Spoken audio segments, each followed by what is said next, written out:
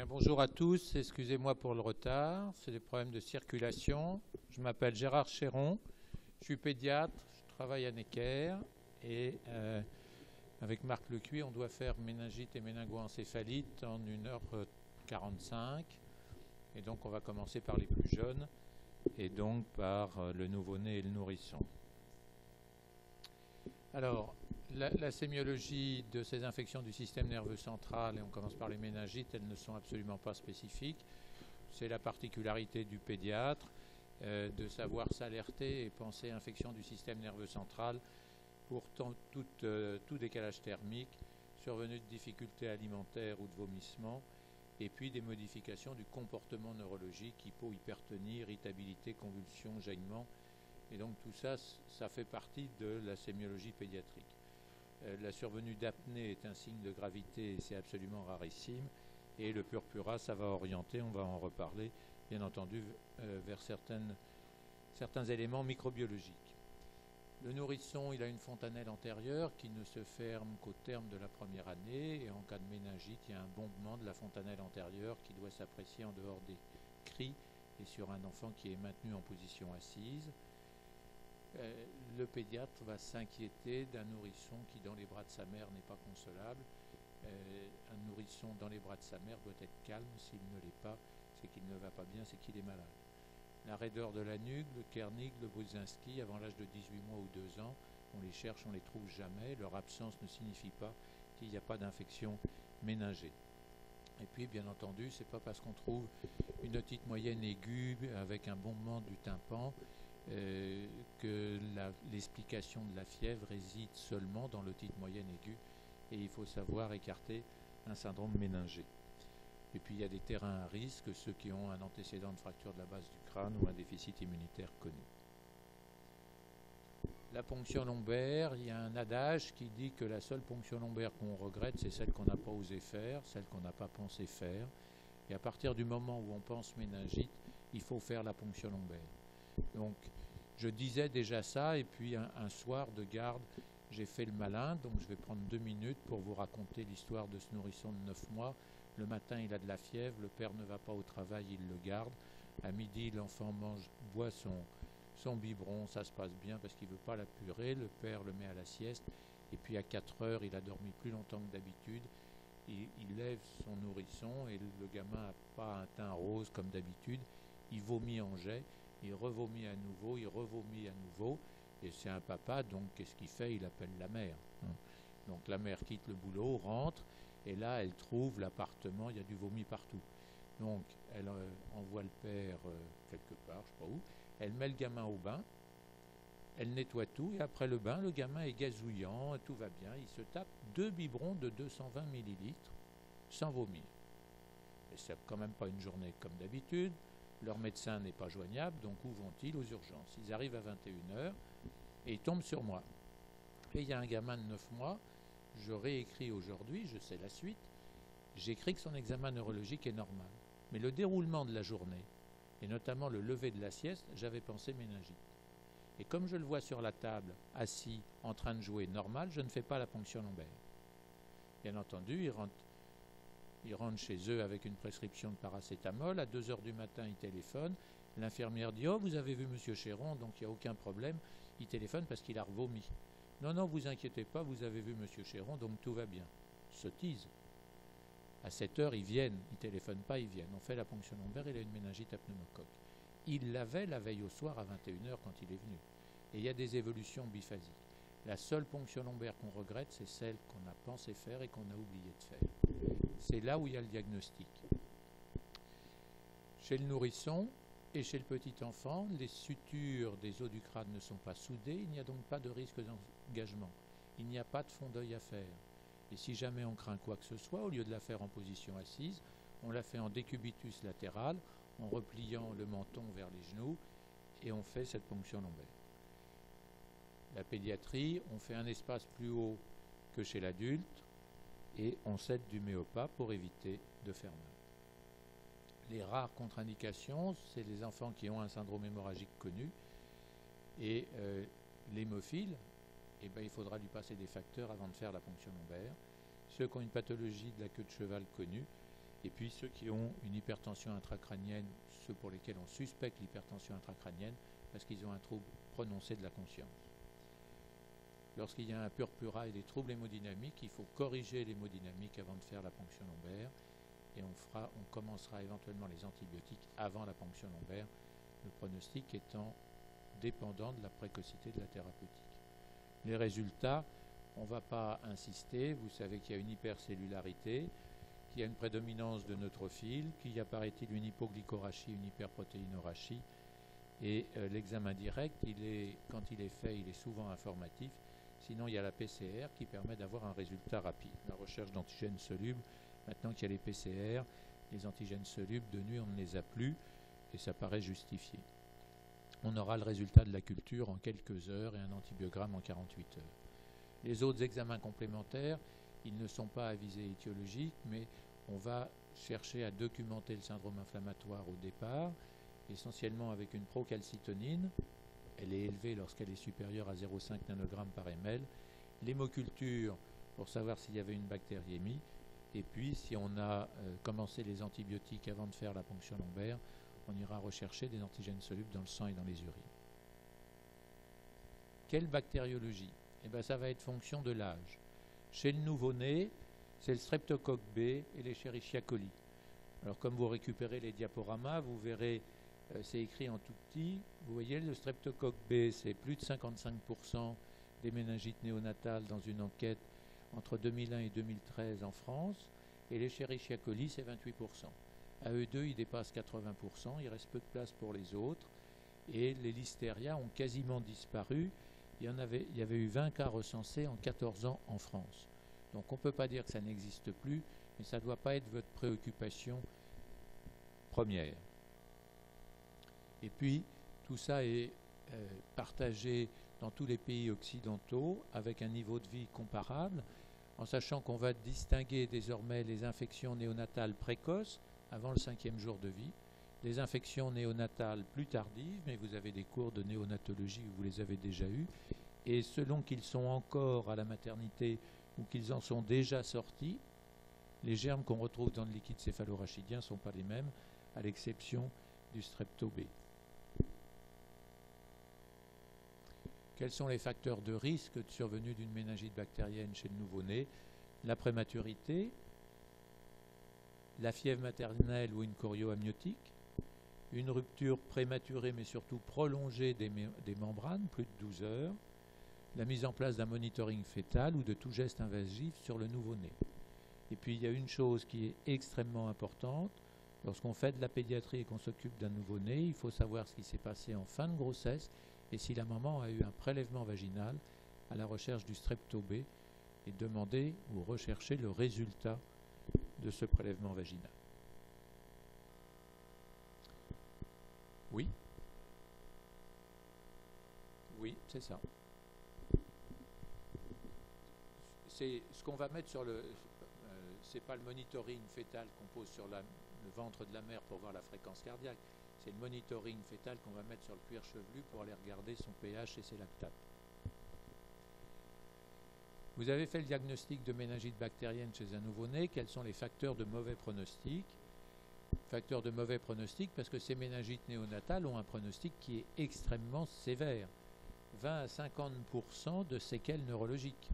La séquelle neurologique, c'est le retard psychomoteur. Et puis, ça peut être la cécité, le trouble auditif.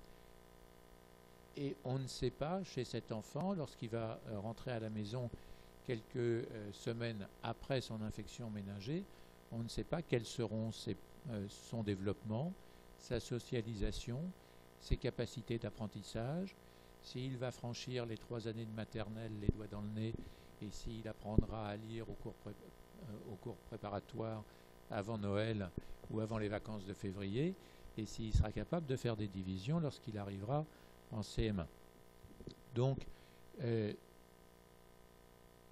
on a plus souvent des mauvaises surprises que des bonnes surprises dans le suivi à long terme de ces infections bactériennes néonatales. Deux facteurs pronostiques, de mauvais pronostics, c'est la survenue d'un état de mal convulsif ou de convulsion itérative pendant plus de 72 heures, des troubles de la conscience, la gravité de l'infection qui s'accompagne de troubles hémodynamiques avec la nécessité de recourir à un support inotrope, la neutropénie ou des anomalies électroencéphalographiques. Voilà pour le nouveau-né. Nourrissons et enfants, les aspects bactériologiques changent complètement. On ne va quasiment plus parler du streptocoque du groupe B.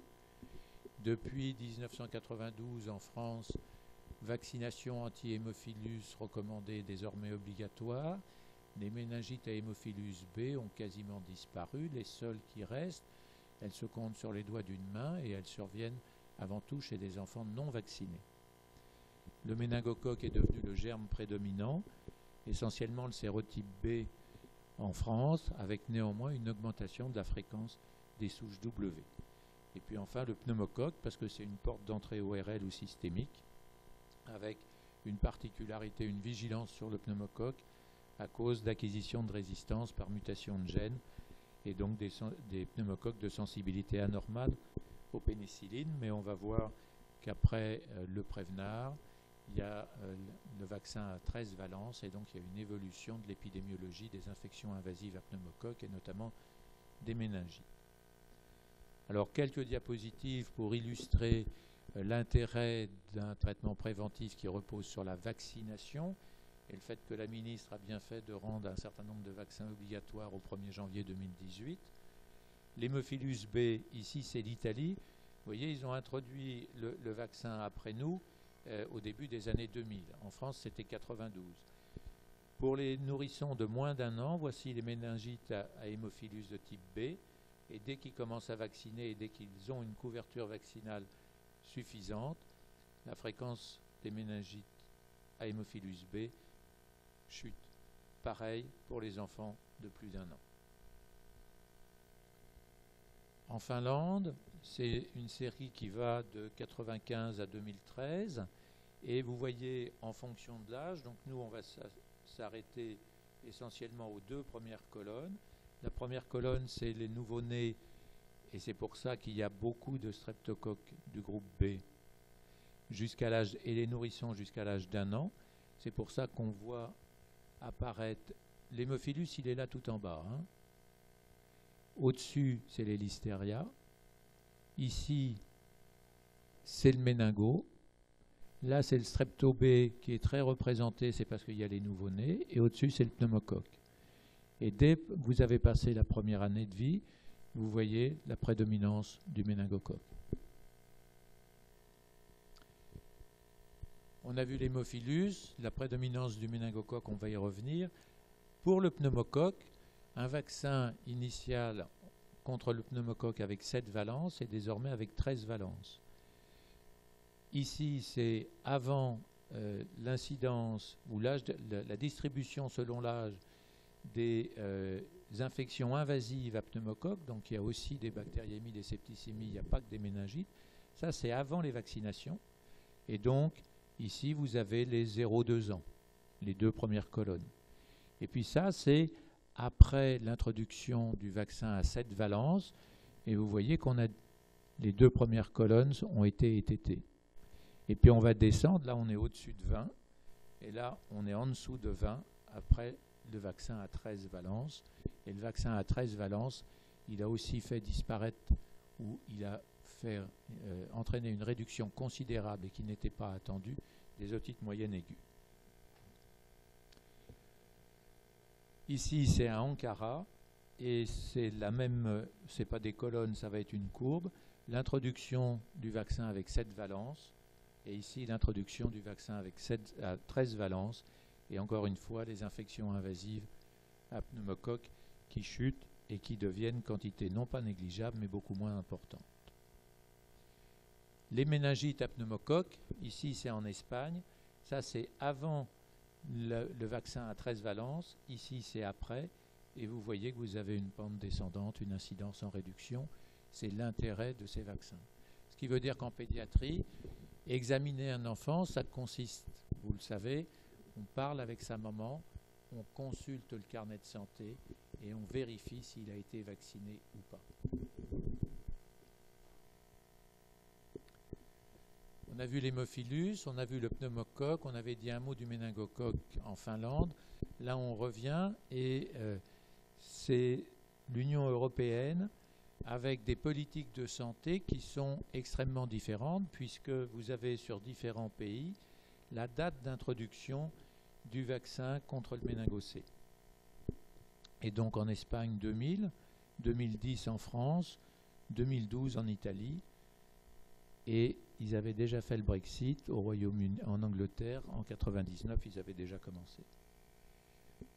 Selon qu'on a introduit ou pas ce vaccin contre le méningo, vous avez les colonnes bleues, c'est en 2004, et les colonnes orange ou jaune, c'est en 2014.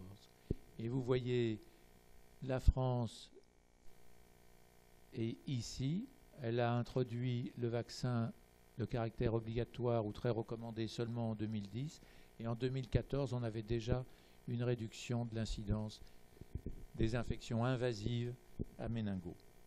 Alors que ceux qui n'ont pas introduit encore le vaccin et qui ont un accent circonflexe, comme Malte, ils n'ont pas de réduction. Alors le Danemark, je ne sais pas d'où vient leur immunité de groupe. Est-ce que c'est des pays du nord de l'Europe voisins? Parce qu'ils n'ont pas non plus introduit la vaccination, ils ont une réduction. Mais la Lituanie, il n'y a pas de réduction. Et donc, il faut aussi aller vacciner contre le méningo. Une bactériologie qui est donc différente selon qu'on a affaire à un nouveau-né. Le nouveau-né, ça va jusqu'à J28. Ou selon qu'on a affaire à un nourrisson et à un enfant. Vous avez fait le diagnostic de méningite purulente. Quelles sont les modalités thérapeutiques? Alors, il y a des modalités thérapeutiques qui sont communes, quel que soit l'âge et avant l'identification du germe.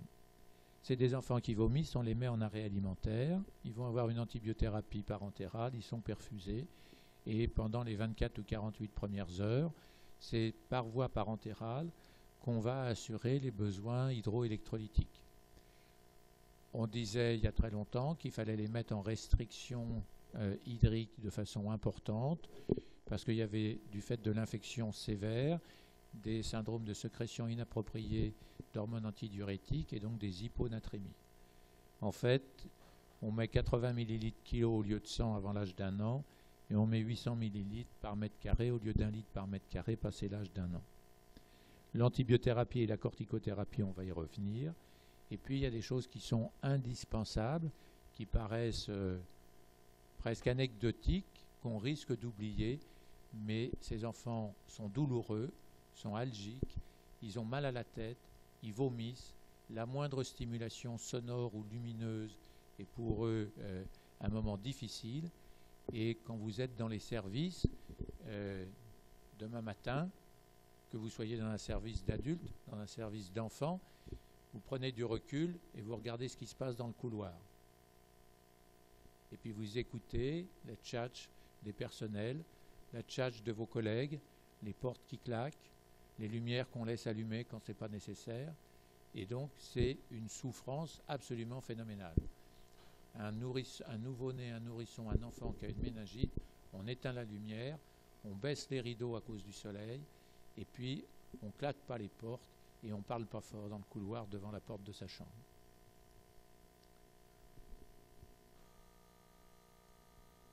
Alors ça, ce n'est pas des diapositives, ce n'est pas des exemples de diapositives. Il y a trop de mots dessus. Et donc, comme vous allez récupérer le diaporama, il ne faut pas les prendre en note. C'est des diapositives, il y en a je ne sais pas combien, trop, pour vous dire quelle doit être l'antibiothérapie et les modalités de l'antibiothérapie en fonction de l'hypothèse diagnostique que vous avez. Alors vous avez l'examen direct du liquide céphalorachidien et la PCR qui vous disent très vite le germe. Si on pense au pneumocoque, il n'y a pas de souche résistante au C3G chez l'enfant depuis 2013, et donc on commence par une C3G, le céfotaxime ou la ceftriaxone. Et parce que c'est un pneumocoque, on ajoute une corticothérapie, 0,15 mg kg toutes les 6 heures, c'est-à-dire donc 4 fois par jour, pendant 4 jours. Et Pourquoi l'ajoute-t-on? C'est parce que ça réduit la durée de la fièvre et ça diminue les séquelles neurologiques, notamment auditives, les surdités de perception. Si on pense méningocoque, eh ben vous voyez qu'on a encore affaire aux céphalosporines de 3e génération. La seule différence, regardez, c'est que le pneumocoque, le céphotaxime, c'est 300 mg kilo jour, alors que pour un méningo, où on n'a pas de gros problèmes de sensibilité, c'est 200 mg kilo jour pour la ceftriaxone, et pour le céphotaxime, et pour la ceftriaxone, c'est 75 mg kilo au lieu de 100 mg kilo. Pour penser hémophilus, il faut que ce soit un enfant non vacciné a priori, avec des bacilles gram négatifs à l'examen direct, encore des céphalosporines de 3e génération, exactement selon les mêmes modalités que pour le méningocoque. Et là aussi, on ajoute une corticothérapie, c'est la même que pour le pneumocoque, 0,15 mg kilo toutes les 6 heures pendant 4 jours, avec le même effet attendu sur les séquelles neurologiques, notamment auditives. C'est pour l'hémophilus qu'au début des années 90, on a mis pour la première fois en évidence l'aspect positif de la corticothérapie initiée d'emblée. Il était même dit, dans les premiers papiers qui étaient sortis, qu'il fallait commencer la corticothérapie avant l'antibiothérapie. Soyez simple, hein. Commencez l'antibiotique, vous n'avez pas le droit de l'oublier. La corticothérapie, si elle vient 2 heures plus tard, je ne pense pas que ça va changer grand-chose sur l'audiogramme de cet enfant qu'on fera dans un an. Alors après, si on pense l'hystéria, parce que vraiment on a tout dans la tête, et ben on met amoxicilline et un aminoside, les listeria n'étant pas sensibles aux céphalosporines de 3e génération. Alors tout à l'heure, j'ai dit qu'il n'y a quasiment plus de listeria. Ce qui veut dire que dans une méningite bactérienne chez un nouveau-né, il y avait une habitude qui consistait à mettre de l'amoxicilline plus une céphalosporine de 3e génération plus un aminoside.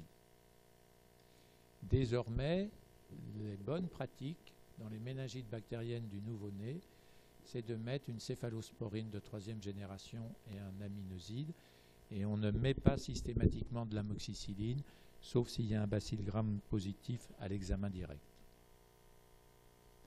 Enfin, quand on pense Escherichia coli, c'est encore une fois des céphalosporines de 3e génération, mais là on va ajouter un aminoside.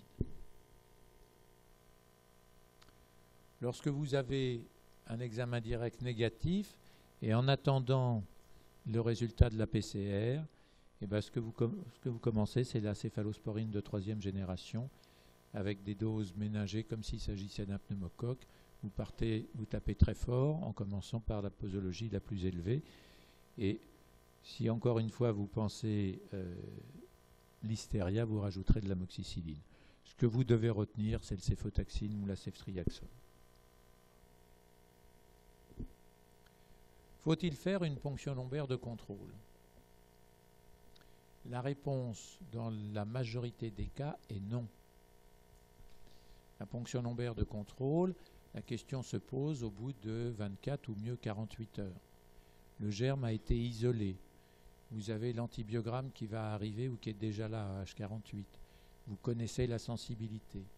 Et puis vous avez l'évolution de la courbe thermique et l'évolution de l'examen clinique de l'enfant. Et donc, si le germe est identifié, s'il est sensible à votre antibiothérapie de première intention, si l'état général de l'enfant s'est amélioré, il n'aura pas forcément 37 à H48 de traitement, il peut très bien encore se promener à 38. Vous ne ferez pas cette ponction lombaire de contrôle. Les indications de la ponction lombaire de contrôle, c'est un pneumocoque de sensibilité diminuée qui aurait pu avoir un comportement plus ou moins résistant à votre antibiothérapie de première intention ou en l'absence d'amélioration clinique. La ponction lombaire de contrôle n'est plus du tout systématique. Pourquoi? Parce qu'elles étaient toujours stériles. Lorsqu'on fait dans les purpura fébriles, extensifs, nécrotiques, avec des troubles hémodynamiques qui font penser à un méningocoque, on va mettre une voie d'abord, corriger les troubles hémodynamiques, et la correction des troubles dynamiques comporte bien entendu l'injection d'antibiotiques. Et on fait la ponction lombaire, on l'a dit tout à l'heure, une fois l'hémodynamique restaurée et la conscience stabilisée. Quand on fait cette ponction lombaire, ne serait-ce que 2 heures après l'injection d'antibiotiques, à l'examen direct, on peut voir des germes, mais ils ne pousseront pas, ce sont des cadavres. C'est une antibiothérapie qui est extrêmement efficace, et donc il n'y a pas de raison, lorsqu'il y a une amélioration clinique, de faire cette ponction lombaire à H48. Combien de temps doit-on les traiter? Quand le germe est parfaitement identifié et en fonction de sa sensibilité, il y a 2 choses à faire, 3 choses. 1, informer les parents. 2, leur dire que pour un pneumocoque, c'est 10 à 14 jours. Et 3, en fonction de la CMI vis-à-vis de l'amoxicilline et des C3G du pneumocoque, adapter cette antibiothérapie au résultat de l'antibiogramme. Et donc vous voyez que ça consiste, lorsque c'est des germes qui sont sensibles, à diminuer les posologies des céphalosporines, et lorsque par contre la CMI est élevée, on garde les posologies élevées que vous aviez. Le méningocoque, lorsqu'on a inventé la pénicilline, il y a très longtemps, c'est la Deuxième Guerre mondiale, les premières méningites à méningocoque, on les traitait par une anti.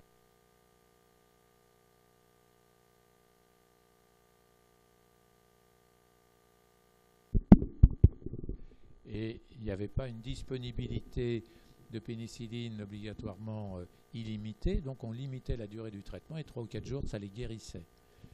Quand j'étais assis sur les bancs de cette amphi, on m'apprenait que les méningites à méningocoque, il fallait les traiter 10 à 15 jours. Et maintenant, il faut retenir qu'en 4 à 7 jours chez l'enfant, l'enfant est un individu tout à fait particulier, contrairement à l'adulte, il n'a pas de comorbidité dans l'immense majorité des cas. 4 à 7 jours, c'est suffisant. Listeria monocytogenes, c'est plus compliqué, on les traite 3 semaines. Le strepto B, c'est 14 à 21 jours et en général, il est sensible à l'amoxicilline. Les Escherichia coli, c'est 3 semaines et l'hémophilus, c'est 1 semaine. On a parlé des complications à long terme des méningites bactériennes de nouveau-nés. Chez le nourrisson et chez l'enfant, il y a aussi la survenue possible de complications qu'il faut donc rechercher systématiquement. Chez le nourrisson, un élément de l'examen clinique et d'un nourrisson qui a une méningite bactérienne, c'est la mesure quotidienne de son périmètre crânien.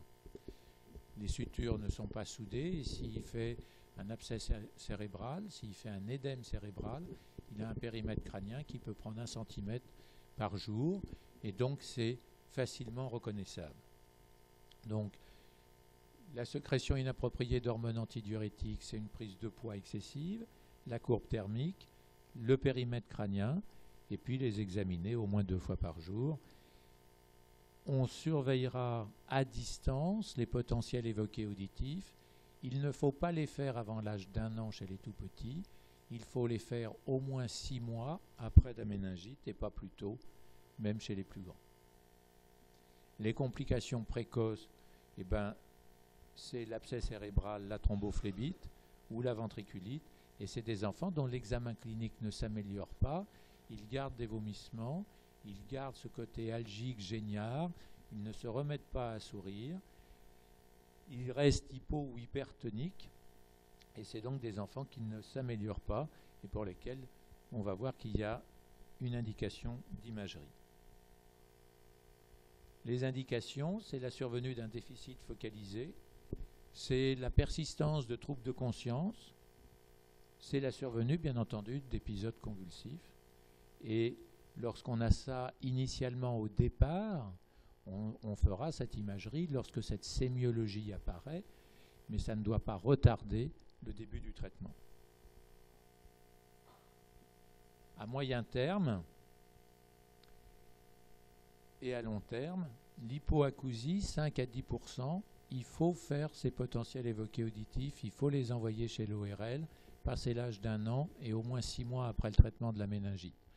Un enfant qui a des problèmes d'audition, à l'école, si les problèmes d'audition n'ont pas été identifiés, s'il est au fond de la classe, il ne comprendra pas les consignes et il sera considéré comme un cancre, alors qu'en fait, en le surveillant, voire en l'appareillant, il aura des capacités d'apprentissage identiques à celles de ses voisins. Les retards psychomoteurs, parésie et troubles du tonus, il y a dans les méningites bactériennes à pneumocoque de l'enfant 20% de complications à long terme. Dans les méningites bactériennes à méningocoque, il y en a seulement 5%. La gravité du méningocoque, elle est hémodynamique. Je sais qu'on va longuement vous parler du méningocoque, Marc Lecuy va longuement vous en parler. Donc je n'ai gardé dans la chimioprophylaxie que quelques plaques concernant l'enfant, parce que c'est des individus qui sont à la crèche. Donc lorsqu'il y a un cas d'infection invasive à méningocoque dans une crèche, on va donner une prophylaxie aux enfants et au personnel qui sont dans la même section que celui qui a eu la méningite à méningocoque. Lorsqu'on est dans le primaire, c'est les voisins de la classe, c'est pas toute la classe et c'est pas toute l'école. Lorsqu'on est dans le secondaire, c'est la même chose. Et pour le personnel hospitalier, ne sont invités à prendre une prophylaxie que ceux qui ont fait des soins très proches de celui qui a la méningite à méningocoque, des manœuvres de réanimation, bouche à bouche ou une intubation sans masque. La médecine du travail délivre de façon extrêmement facile et sans discuter une prophylaxie aux soignants qui ont peur, mais il faut les laisser prendre cette prophylaxie et les rassurer. La prophylaxie, elle doit être la plus précoce possible. La rifampicine, je n'ai mis en rouge que ce qui concerne l'enfant, 5 mg kg 2 fois par jour pour un nouveau-né, dont l'aîné aurait une méningite à méningocoque, 10 mg kg 2 fois par jour pour les enfants. L'alternative, c'est la spiramycine, et vous avez ici en rouge la posologie pédiatrique. 5 jours. Ces diapositives, c'est ce qu'il est nécessaire, recommandé de faire autour d'un cas d'infection invasive à méningocoque C pour des nourrissons âgés de 6 à 8 semaines, de 4 à 11 mois, selon qu'ils ont déjà été 6 à 8 semaines, j'ai sauté le 2 à 3 mois, le 4 à 11 mois, selon qu'ils ont été préalablement ou non vaccinés contre le méningocoque du sérogroupe C. Et donc, schématiquement, ce qu'il faut retenir, c'est qu'autour d'une infection invasive à méningocoque C, il faut même en pédiatrie proposer une vaccination préventive pour ceux qui n'ont pas encore été vaccinés. Lorsqu'il s'agit d'une infection invasive à méningocoque A, Y ou W, là encore, sur ce listing, en fonction de l'âge, vous avez les doses qui sont la prophylaxie, ou du moins la prévention par la vaccination qui est proposée. Et il faut avoir ça dans son carnet, et il ne faut pas connaître ça par cœur, parce que c'est beaucoup trop compliqué, ça risque de changer, et ça ne sert strictement à rien. Et si jamais quelqu'un osait vous poser une question là-dessus à l'examen, moi le pédiatre, je dirais qu'il faut supprimer cette question. Pour le méningocoque B, vous avez vu que c'était quand même le plus fréquent, et bien vous avez aussi un certain nombre de recommandations en fonction de l'âge de l'enfant. Quand même une plaque pour dire que la vaccination contre le méningocoque C est désormais nécessaire dès l'âge de 2 mois avec un rappel à 12 mois. Vous avez vu sur l'épidémiologie 1993 ou 1995 à 2013 en Finlande que le méningocoque était présent dans ces infections invasives dès la première année de vie. Et c'est pour ça qu'il faut les vacciner très précocement.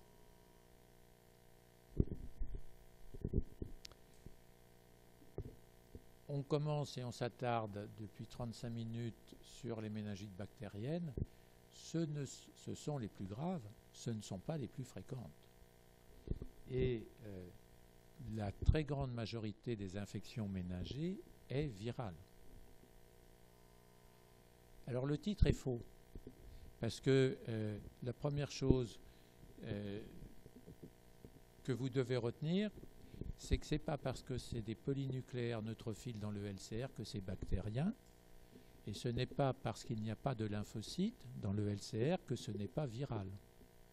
Non seulement la plus grande partie des méningites est de nature virale, mais les méningites virales, dans leur grande majorité, vont avoir une formule à prédominance de polynucléaires neutrophiles. La sémiologie de ces méningites virales est la même, avec des céphalées, des vomissements, mais ça atteint plus fréquemment des enfants plus grands, et donc on va avoir la raideur de nuque. Et ces méningites virales, elles surviennent aussi par épidémie, comme les épidémies virales, donc avec une recrudescence l'été et l'automne. Là, c'est un écovirus aux États-Unis en 2014-2016. Vous voyez la régularité, tous les ans, ça arrive. On a les mêmes courbes en France avec des entérovirus où on a une épidémie qui commence en avril-mai et qui va jusqu'à fin septembre. Donc ces méningites virales ou lymphocytaires, elles surviennent essentiellement chez des grands enfants entre 6 et 10 ans. Pourquoi une méningite? C'est parce qu'il y a eu une virémie. Bien entendu, c'est un enfant qui a un syndrome méningé. On va rechercher une pathologie antérieure, la brèche ostéoméningée, le déficit immunitaire des antécédents de méningite. On va vérifier dans son carnet de santé qu'il est bien vacciné contre l'hémophilus, le pneumocoque, la polio, histoire de s'assurer qu'il n'a pas de risque particulier de faire une méningite bactérienne. Avant même de l'examiner, on va chercher quel est le contaminateur possible. Ceux qui sont passés dans le service savent qu'en page 2, lorsqu'on fait raconter l'histoire de la maladie, il y a une question sur le comptage intrafamilial ou à l'école s'il y a des copains qui sont absents et pourquoi. Et puis, on va commencer à l'examiner et la première chose qu'il faut tester, qu'il faut regarder, ce n'est pas la raideur de nuque, c'est la conscience, l'interaction, l'orientation temporo-spatiale de l'individu. Pour savoir si son infection du système nerveux central est seulement méningée ou s'il y a une part encéphalitique. Et la part encéphalitique, c'est quoi? C'est des propos incohérents, c'est des excès de pleurs, c'est des accès de rire, c'est la perte de la capacité à connaître le résultat de 7 x 7, c'est un comportement inhabituel, c'est des cauchemars, c'est une bouffée délirante, et même si c'est totalement discontinu. On vient vous voir un lundi, parce que depuis le samedi, il a de la fièvre, le samedi et le dimanche, il a tenu des propos incohérents, mais lundi matin, on l'a mis à l'école, mais la maîtresse a téléphoné pour qu'on vienne le chercher à 13h. Il n'a pas tenu de propos incohérents aujourd'hui, mais il en a eu hier dimanche et avant-hier samedi. Il a un syndrome méningé, c'est une méningoencéphalite. Et si c'est une méningoencéphalite, même si c'est viral, le pronostic neurologique risque d'être redoutable. Donc c'est absolument essentiel de prendre le temps de parler avec ce gamin, de faire raconter à sa maman, à son papa, comment ça s'est passé à la maison ou à l'école. Et lorsqu'il y a des signes frontaux, il va falloir les passer en IRM et penser méningoencéphalite. La ponction lombaire, il y a une hypercellularité. La prédominance de polynucléaires neutrophiles est fréquente au début, en tous les cas. La glycorachie, ce n'est pas là-dessus qu'on fait le diagnostic. Et il va falloir essayer d'identifier le virus dans le liquide céphalorachidien. Et les PCR sortent en général en quelques heures des entérovirus. C'est les plus fréquents. Les autres examens complémentaires, vous n'aurez pas de résultats immédiats et ils sont d'un intérêt, ils sont certainement d'un intérêt intellectuel, mais en pratique, ce n'est pas sur eux que vous allez vous baser pour retenir le diagnostic de méningite virale plutôt que bactérienne. Idem pour l'interféron alpha. Pour la numération, la procalcitonine ne sera pas élevée. Et voilà la famille, enfin les familles de virus responsables.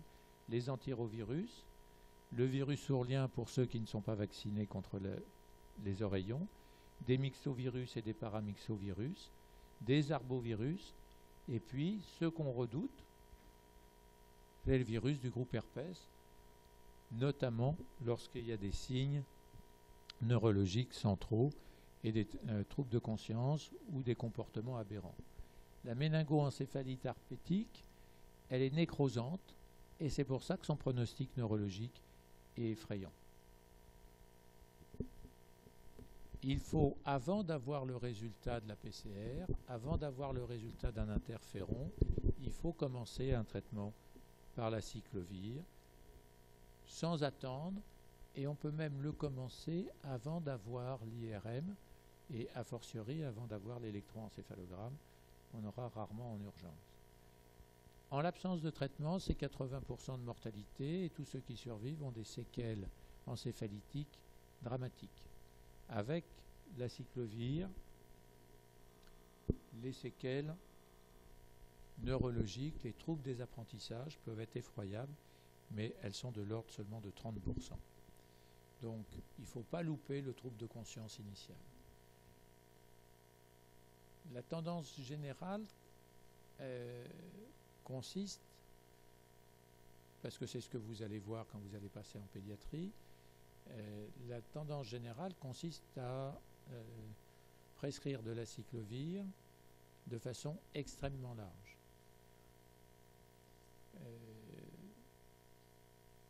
Est-ce que c'est embêtant, pas embêtant? C'est vraisemblablement pas embêtant. Néanmoins, il ne faut pas tomber dans l'excès. Et il faut continuer à savoir examiner les enfants. Voilà.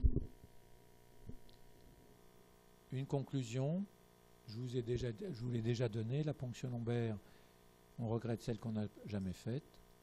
Et puis il faut vacciner. Et servez-vous du bulletin épidémiologique hebdomadaire pour la prophylaxie des infections à méningocoque. Et ben voilà. J'ai tenu dans les 45 minutes. Avez-vous des questions? Oui?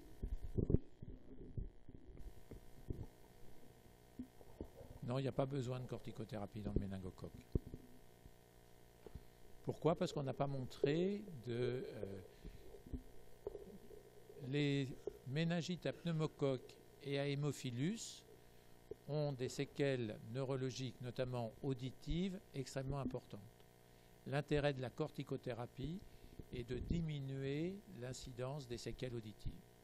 Avec le méningocoque, on n'a pas ces séquelles auditives et on n'a pas montré d'efficacité de la corticothérapie sur l'incidence des séquelles neurologiques. La gravité des infections invasives à méningocoque, elle est hémodynamique.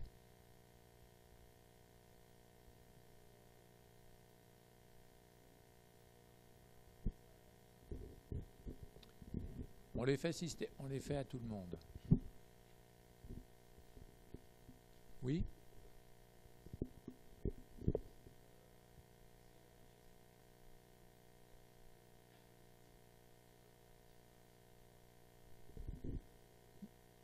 Oui? Non.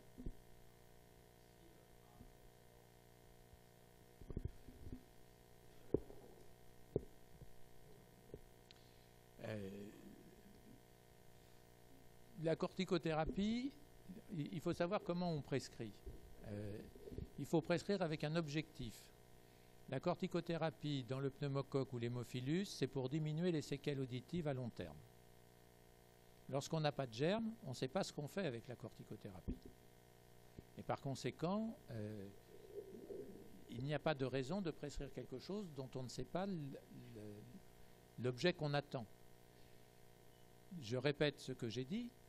Si le fait de mettre la corticothérapie seulement à 18 heures plutôt qu'à 14h45 induisait une perte de chance pour l'individu, il faudrait mettre la corticothérapie tout de suite. Mais ce n'est pas le cas. Et donc, on ne met pas de corticothérapie lorsqu'on ne sait pas ce que c'est. C'est les recommandations. D'autres questions? Oui?